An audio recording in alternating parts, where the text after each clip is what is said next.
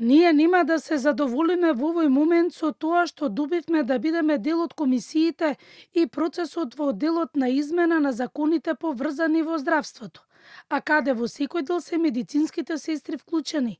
Бараме да добиеме регулаторно тело во Министерството за здравство, каде сестрите ќе бидат секогаш тука кога се носат здравствени политики, потенцира председателката на Унијата на медицински сестри Гордана Бешлиовска.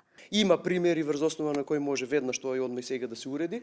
Со надополнување и измени на Законот за здравствена заштита може веднаш да се донесе таква одлука.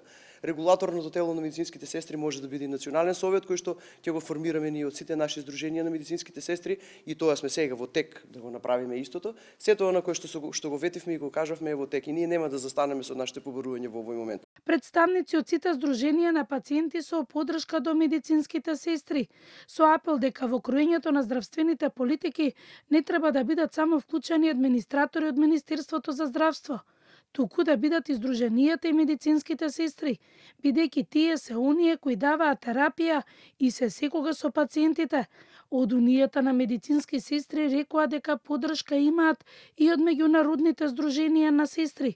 Она што очекуваат е поддршка и од лекарската комора, бидејќи бројот на сестри се намалува на сите оддели. Во овој период ја очекувавме поддршката, да ви кажам искрено, и од институциите на лекарите, поточно од лекарската комора, меѓутоа ние добивме индивидуална поддршка од лекарите многу голема, меѓутоа нивната институционална поддршка затајува во овој момент. Според последните податоци на Институтот за јавно здравје, во Македонија има околу 9000 медицински сестри, а за да има правилна здравствена нега во сите оддели во болниците, треба да има околу 15.000 медицински сестри.